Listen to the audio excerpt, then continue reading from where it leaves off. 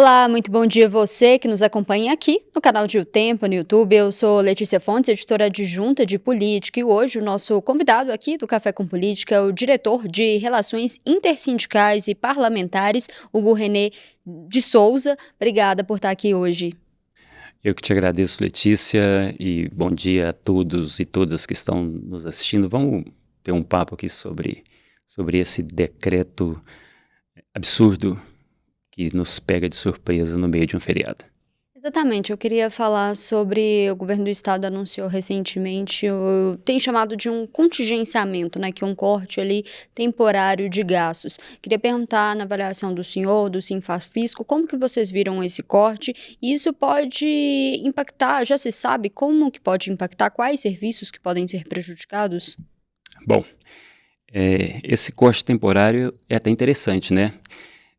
Quando se fala em corte temporário, que não é um corte, a pessoa que está lá, o cidadão e a cidadã mineira, que depende dos serviços públicos, ela vai conseguir dar uma pausa na sua doença? Vai poder ficar um tempinho sem ficar doente? Vai poder ficar um tempinho sem frequentar a escola?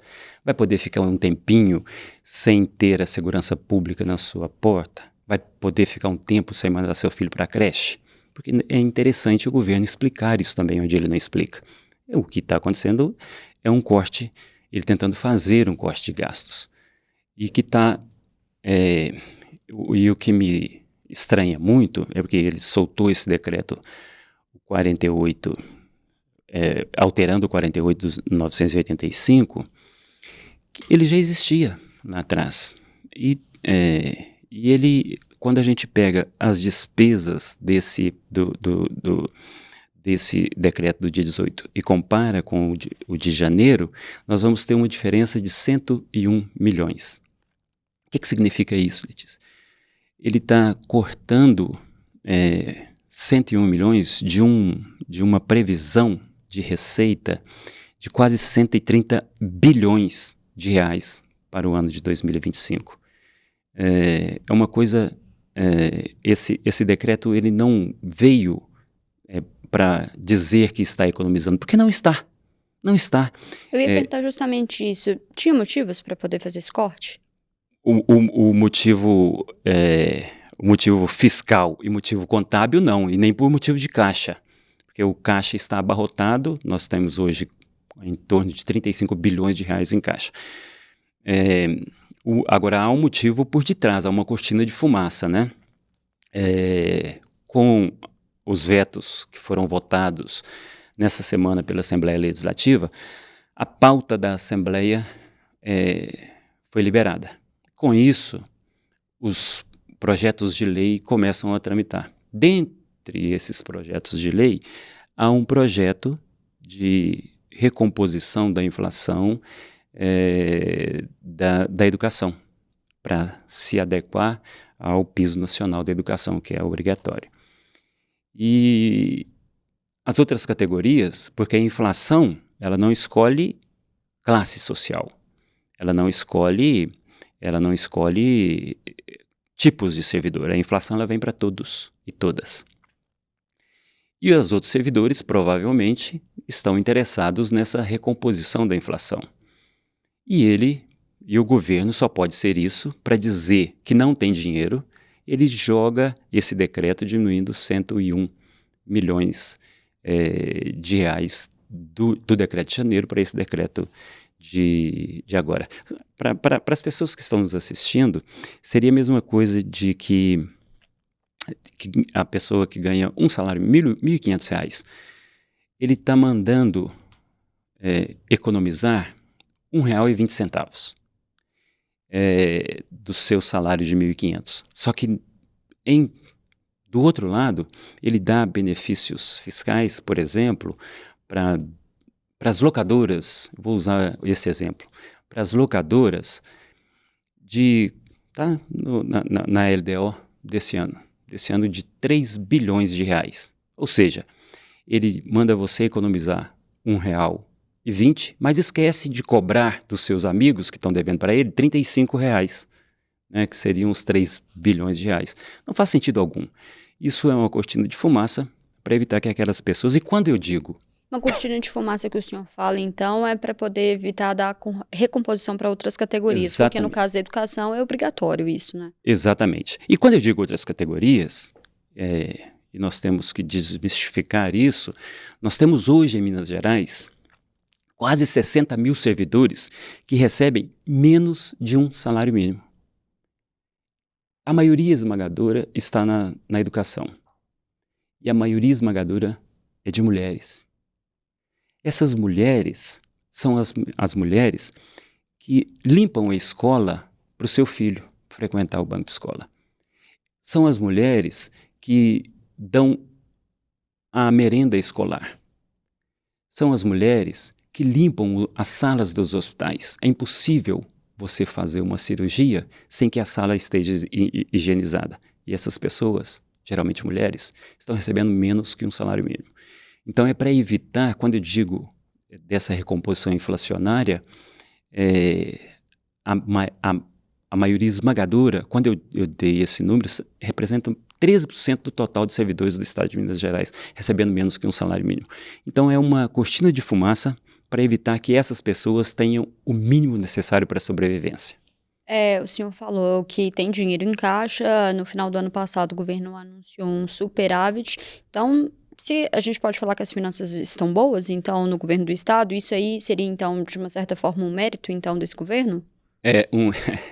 O governo deixa, eu posso te explicar como que foi construído esse caixa.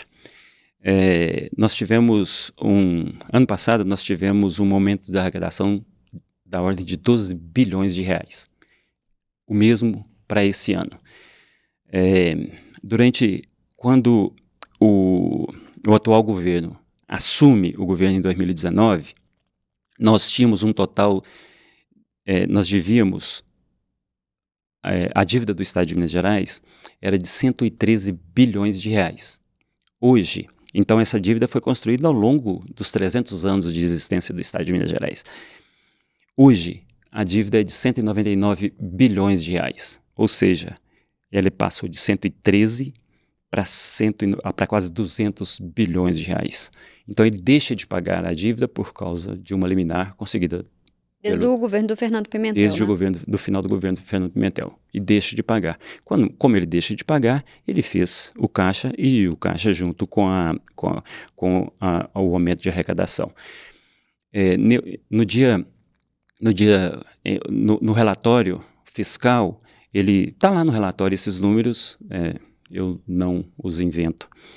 Então, como é que nós chegamos a esse caixa de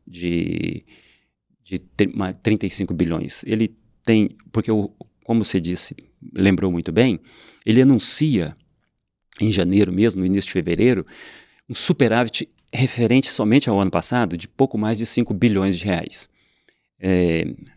Mas só que ele solta no seu relatório fiscal um caixa, está lá na página 11 do relatório geral, um caixa de quase 32 bilhões de reais. Está lá, as pessoas podem entrar e olhar, é público.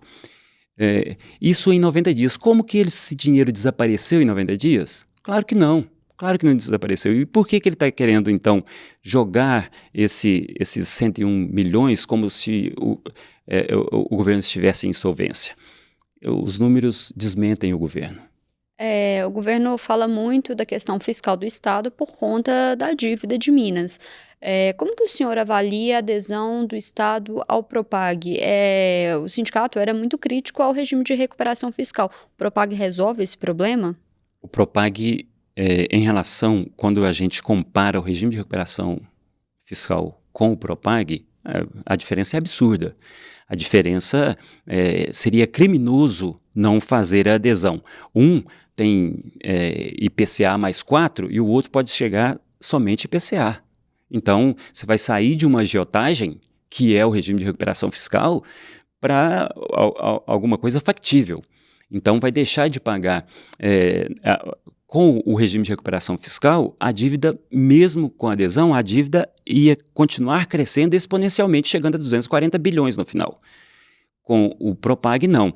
O Propag, quando você entrega os ativos, e esses ativos atingem 20% da dívida, e nós temos ativos para isso, é juro zero. com algumas contrapartidas que tem que investir em educação, por exemplo. Então, essa dívida, essa não adesão ao Propag seria e será criminosa se não Mesmo fizermos. com o governador criticou muito alguns dos vetos, né, do presidente Lula a esse projeto. Mesmo com esses vetos, o senhor acha que a história com o Propag é diferente ali do regime de recuperação fiscal? O veto criticado, o veto mais criticado é até engraçado. Essa dívida que eu falei é a dívida total do Estado. Só que existe a dívida do Estado com a União. Então, o Estado deve para a União algo em torno de 100 bilhões e a União é garantidora de quase 70 bilhões, onde o Estado tomou o dinheiro emprestado com as instituições bancárias nacionais e internacionais. E o restante? O restante, o Estado, a União, nem emprestou e nem é garantidora. O Estado tomou o dinheiro emprestado com outros órgãos sem a participação da União. E o Estado quer colocar esse dinheiro que ele deve para outros sem a participação da União dentro do Propag. Seria a mesma coisa que eu te dever um dinheiro e você ser avalista de um banco, mas só que eu tenho uma dívida com meu primo. Eu querer incluir a dívida do meu primo junto para que eu possa te fazer esse pagamento. Seria cômico se não fosse trágico. É isso que eles estão querendo fazer. Eles estão querendo colocar um dinheiro que o Estado deve para terceiros dentro da dívida com a União. É isso. Uma das críticas que também foi feita na época ali da aprovação e dos vetos era que teria um veto ali que não poderia passar o limite ali de gastos com o pessoal e que com isso poderia ali prejudicar a recomposição dos servidores. Esse argumento é válido?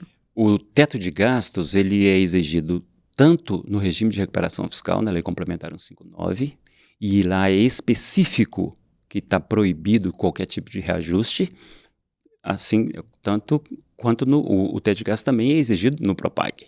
Só que o Propag, ele abre a oportunidade de aumento das despesas primárias de até 11% no ano. Então, abre-se uma oportunidade de fazer a recomposição inflacionária.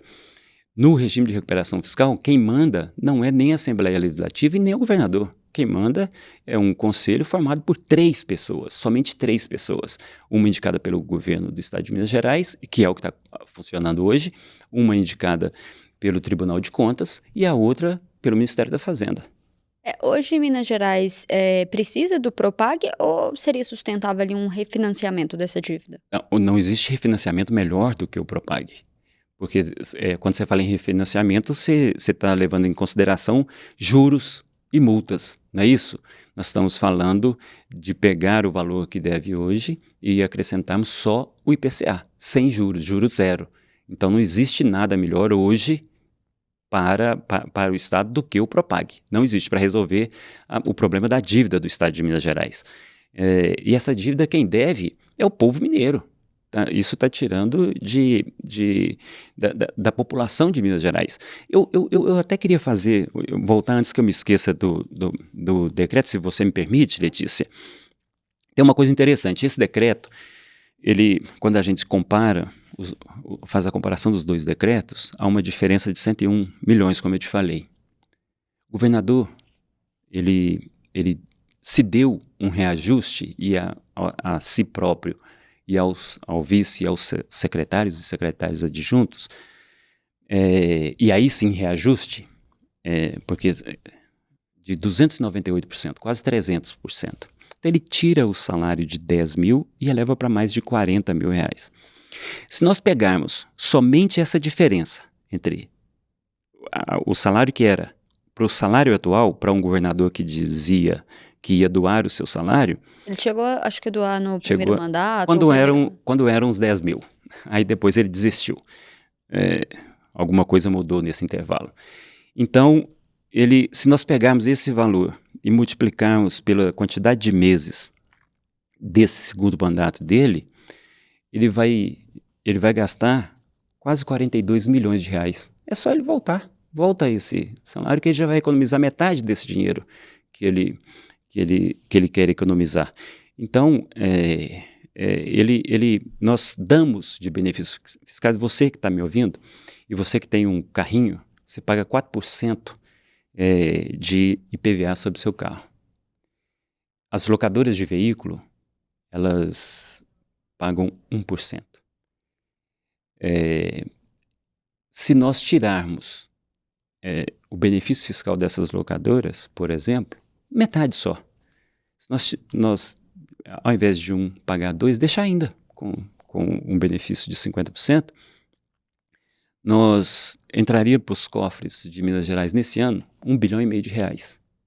Então, por que beneficiar? É um Robin Hood às avessas, tirar da população que precisa e passar para poucos. Então, não faz sentido algum essas ações. O que ele fala é muito diferente do que ele faz. Então, nós temos que parar com essa coisa de fazer cortes para TikTok e começar a governar para a população. A população é que precisa. E as pessoas que serão prejudicadas estão na base da pirâmide social e são as pessoas que usam o posto de saúde, que usa a creche, que precisa da polícia militar.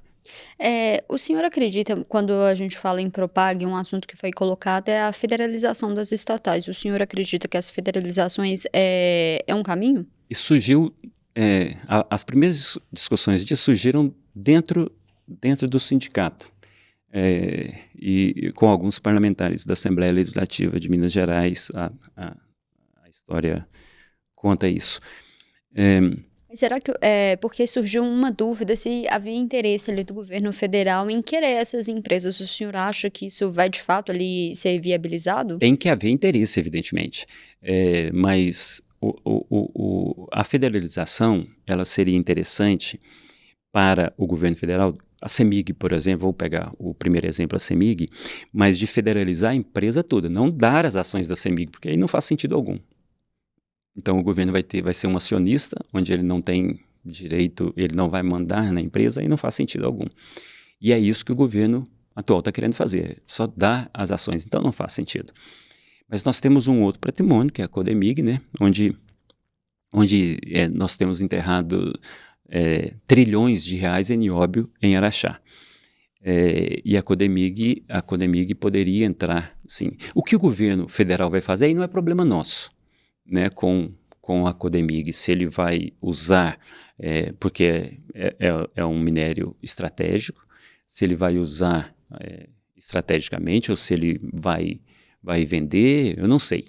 Ou se vai deixar para depois o Estado ter a opção de readquirir, mas é uma opção sim. É uma opção, as empresas, entre privatizar e federalizar, não há a menor dúvida que para a população é melhor federalizar. Eu ia perguntar justamente isso, a privatização como é defendida pelo governo, então seria uma perda. Muito grande. Eu gosto de ver esse governo quando ele fala em privatizar, e ele se esquece que o modelo deles, os Estados Unidos, entre empresas municipais, estaduais e federais, tem lá 30 vezes mais empresas públicas que o Brasil. Mas ele esquece de falar isso, não sei por quê. Então, e a diferença da prestação de serviço, Letícia, porque quando o privado entra, ele está, e nós vivemos num sistema capitalista, ele visa lucro, evidentemente, ele quer entrar para obter lucro. Eu vou usar como exemplo os Correios, só para você ter uma ideia. Os Correios estão presentes em todos os 5.500 municípios do país. Só 500 desses municípios dão lucro. Se privatizar, como é que vão fazer os outros 5.000 municípios? A CEMIG é a mesma coisa. Você que mora nas comunidades, que mora nos pequenos municípios, a CEMIG não dá lucro lá. Só que existe por trás da CEMIG todo um trabalho social. Como é que vai ficar isso? A empresa pública vai investir onde não dá lucro? É evidente que não. Então a privatização, na ausência ali de interesse do governo federal em federalizar, nem nesse caso a privatização ali seria uma melhor opção. É um horror. E vou usar de novo o exemplo dos Estados Unidos. A geração de energia é estratégica. Ela não pode ser privada. Como é que você pode ter nas mãos de pouquíssimas pessoas o que toca um Estado, a energia? É só nós vermos o que está acontecendo em São Paulo e em Goiás com relação à privatização das companhias energéticas. Falando em questão ali de gasto com o pessoal, um dos principais problemas do Estado hoje é gasto com o pessoal com previdência privada, previdência, perdão. A pressão ali por reajuste não atrapalha a busca por um equilíbrio fiscal? Ó, Então, olha só que interessante. Quando a gente fala em previdência, porque existia um fundo onde todas as pessoas que estão nos assistindo, elas possuem previdência. O que é a previdência? Parte do seu salário vai para um fundo e que você contribui por 40 anos. Qualquer que seja o seu salário, se você colocar lá por 40 anos, aquele dinheiro fica depositado com o menor juro que existe no mercado. Esse montante vai se pagar. E o que nós estamos alegando quando fala que é com a Previdência? É como se fosse um gasto. Um gasto, olha, tá surgindo um gasto novo. Só que ele esquece de falar que esse servidor contribui a vida inteira e contribui por 40 anos para um fundo que deveria existir, que foi retirado na mão grande do servidor, e aí quando foi retirado ele vai para o Caixa Único do Estado. Mas onde está esse dinheiro que foi retirado do servidor? E devia existir esse fundo para que pagasse o próprio servidor. E nós não estamos falando de salários estratosféricos, não. Nós estamos falando dessa maioria esmagadora que ganha quase 70% deles recebem até 3 salários mínimos. Então, não existe, essa é uma justificativa, quando as pessoas falam isso, beira a canalice. Porque é evidente que se você retirou o fundo, ele terá que ser recomposto. Isso é dívida do Estado. O executivo fala em muita dificuldade, né? A gente vê discussões de muita dificuldade ali para poder fazer reajustes. Mas enquanto isso a gente vê ali legislativo fazendo esses reajustes anuais, muitas vezes acima da inflação. Não dá para os sindicatos ali que representam o executivo buscarem uma pressão ali para poder institucional ali para um equilíbrio desse tratamento? Na verdade, nós, como são poderes distintos, nós não somos contra. Nenhum servidor pode ser contra o reajuste de outro servidor, a recomposição inflacionária de outro servidor. O que acontece nos outros poderes, tanto no legislativo quanto no judiciário, é que o chefe desses poderes, os chefes desses poderes, têm consciência social, têm consciência de que aqueles servidores precisam ter o seu salário recomposto, senão o salário vai acabar, vai deixar de existir. O salário do servidor público, assim como todo salário, nós vivemos, a base da nossa tributação é o consumo, diferentemente dos Estados Unidos. Então, quando nós recebemos o salário, o trabalhador, ele vai comprar, ele vai pagar o supermercado, e 20% desse dinheiro volta de novo para o Estado. Então, se nós deixarmos essa fala de que os outros poderes estão tendo reajuste e o executivo não, nós estaríamos indo contra esse poder de compra dos outros servidores. Nós não somos. Quem tem que ter a consciência social é o chefe do executivo, que teria que mandar. Os outros poderes, estão fazendo o que é correto. Nada mais que isso, de mandar o reajuste, a recomposição para a Assembleia Legislativa. Tem margem para redução de imposto sem prejudicar ali as finanças do Estado? Tem margem para redução de benefício fiscal. Eu vou te dar um exemplo. O Hospital Regional de Janaúba, ele terminou em 2016. Na época ficou em 82 milhões de reais. 100 leitos. Se nós atualizarmos esses valores, ele fica entre 150 e 160 milhões de reais. Vou usar as locadoras de novo. Somente os benefícios das locadoras, daria para construir mais de 10 hospitais regionais de Janaúba. Então, dá para nós diminuirmos os benefícios fiscais. Ele vai falar, mas a guerra fiscal faz isso, nos obriga a isso. Isso não é bem verdade. Se nós diminuirmos o benefício fiscal, as empresas... Olha só, os veículos off-roads, aqueles veículos enormes das mineradoras, eles não são tributados pelo IPVA. Se você passar a tributar esses veículos, que são caríssimos, eles alegam que as empresas vão deixar o estado de Minas Gerais. As mineradoras vão carregar as montanhas e levar para outro estado? Não faz sentido. Então tem como nós mexermos nos benefícios fiscais. A diminuição da carga tributária, a lei de responsabilidade fiscal, ela proíbe você, se você abrir mão de uma receita, você tem que buscá-la em outro lugar para recompor. Então, há uma forma, tem como aumentar a arrecadação sem aumento de impostos, sim. O que aumenta a arrecadação é a economia, a circulação da economia. Eu perguntei isso especificamente porque recentemente o governo federal fez uma pressão ali para os estados, reduziu o ICMS por conta ali para diminuir o preço dos alimentos. Se tem margem, os estados reclamam muito porque aí nisso perde arrecadação, passou um período ali que já tinha diminuído o ICMS, agora que os estados começaram a arrecadar de novo, se isso tem margem para esse tipo de coisa? O ICMS que foi reduzido do combustível e da energia elétrica. A base da nossa arrecadação é um tripé em Minas Gerais, combustível, energia elétrica e comunicação. Então, esse é o tripé da nossa arrecadação. Tudo que se mexer nisso aí, ele vai ter um impacto na arrecadação.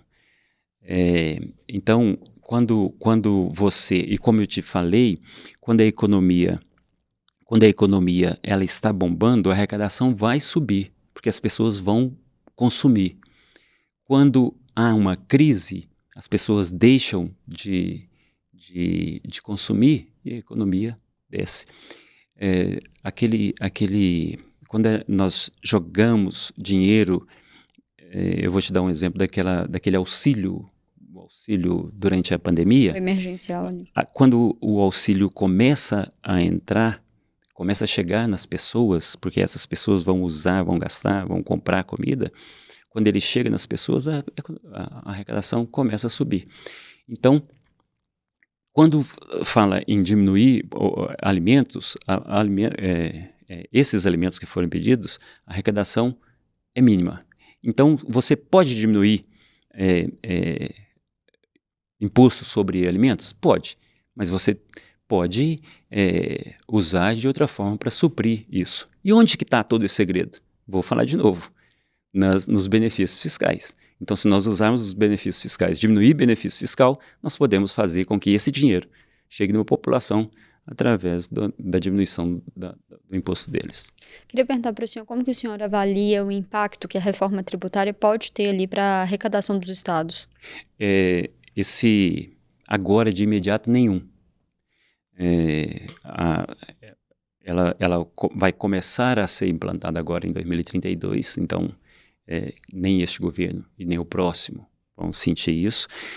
E ela foi criado um fundo, inclusive o governo queria usar esse fundo esse fundo que nem existe ainda, para abater nos ativos exigidos pelo governo federal. Então, a reforma tributária, o que ela vai fazer é o seguinte, lá no final dela, hoje, a tributação está na origem. Então, onde se produz, o dinheiro fica ali. E ela vai mudar gradativamente para que a tributação seja no destino, que é o mais correto, onde a população consome, a tributação fica ali. E o que a reforma tributária fez? A reforma tributária não diminuiu o imposto. Ela diminuiu o custo do imposto. Nós temos 27 unidades com 27 legislações de ICMS diferentes e é uma loucura. Então ela junta tudo isso, eu estou te falando do principal imposto, né? Ela junta tudo isso num único imposto, numa única legislação. Então, ela acaba, aí acaba mesmo, ela acaba com a guerra fiscal. Então, como vai ser tudo igual, não vai existir a guerra fiscal, não vai esse benefício, você não vai poder dar um benefício fiscal que outro estado não tem. Então, para diminuir a sua carga tributária. Então, ela deixa de existir a guerra fiscal. Deixando de existir a guerra fiscal, você perguntou especificamente para os estados ou para o estado de Minas Gerais? O estado de Minas. Para o estado de Minas Gerais, ela pode ser interessante porque nós temos uma das maiores populações do país e, consequentemente, um dos maiores centros consumidores do país. Nós temos em Minas Gerais, porque Minas Gerais tem minério, né? O próprio nome já diz. E isso não é tributado pelo ICMS, porque nós exportamos e a Lei Candir ela desonera de todo e qualquer ICMS a exportação desses produtos. Então, esse não vai fazer a diferença alguma. Mas quando eu falo que não é tributado, quando o dinheiro fica em Minas, esse dinheiro circula, aí ele gera ICMS. Mas a exportação propriamente dita dos minérios de Minas não gera ICMS. É uma discussão que foi feita agora, a questão ali da isenção do imposto de renda para quem ganha até R$ 5.000. Alguns municípios chegaram a reclamar disso. Para o estado, tem algum impacto ali na arrecadação? Então, funciona assim. O estado de Minas Gerais, primeiro eu vou te explicar como é que funciona o salário do servidor. O servidor público que paga o imposto de renda, ele é descontado do salário dele, mas esse dinheiro fica no estado de Minas Gerais. Não sei se vocês sabiam disso. Então, ele não vai para a União. Então, o servidor que paga é uma arrecadação para o estado de Minas Gerais. Em relação aos outros, quem deixa de arrecadar é a União. Então, o impacto para os municípios porque depois a União, ela repassa através dos fundos de participação para os estados. Quando eles começam a reclamar disso, eles estão reclamando de uma parcela insignificante dos municípios, por exemplo, que é a maior receita disparada de todos os municípios, quase todos os municípios de Minas, né? Eu não vou usar São Paulo, porque a cidade de São Paulo tem uma arrecadação maior do que a maioria dos estados do Brasil, a cidade. Mas a participação, a arrecadação dos estados está no VAF, no Fundo de Participação do Estado. E esse bolo representa 25% do ICMS, não tem nada a ver com o imposto de renda. Então, os municípios eles recebem mensalmente a participação nesse imposto.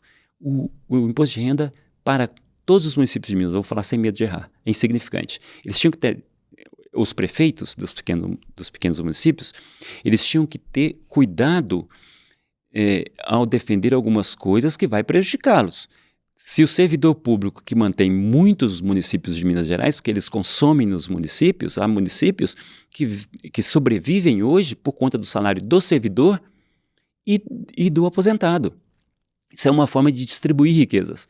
Se esse servidor estiver sem dinheiro e esse aposentado estiver sem dinheiro, ele vai deixar de comprar a roupinha na lojinha. Vai deixar de abastecer um carro que ele poderia abastecer. Aquela lojinha vai deixar de vender, vai demitir empregado e vai faltar arrecadação para aquele município. Então, os prefeitos tinham que ter eu acho que está faltando chegar informação de verdade para os prefeitos. Só para a gente finalizar essa entrevista, voltando para aquela questão ali desse contingenciamento que o Estado tem falado, ele pediu para as secretarias fazerem alguns levantamentos. Então, não tem como a gente falar no ou fazer uma estimativa, se já dá para poder fazer uma projeção do que pode impactar ali nos serviços para a população? Tenho. Me dá só um segundinho para eu abrir então para você. Ele manda no decreto, ele já sai, ele sai o que cada uma das secretarias, o valor, né? o valor que cada uma das secretarias vai cortar. Porém, o que você vai cortar, por exemplo, na segurança pública? Vai cortar o quê? O que está sobrando na segurança pública? As viaturas estão todas novas? Ele falou que estão chegando viaturas novas.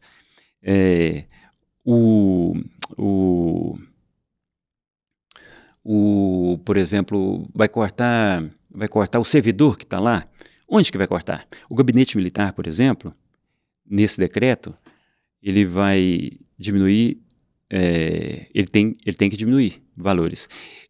Só que a AGE, por exemplo, os valores da AGE que ela ia gastar subiu de 27 para 30, sabia disso? Então, alguns vão subir, alguns vão gastar mais do que no decreto antigo. Por que você vai cortar no meio ambiente?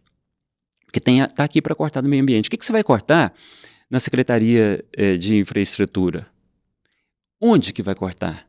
Porque ele disse para essas secretarias que elas têm que fazer esses cortes.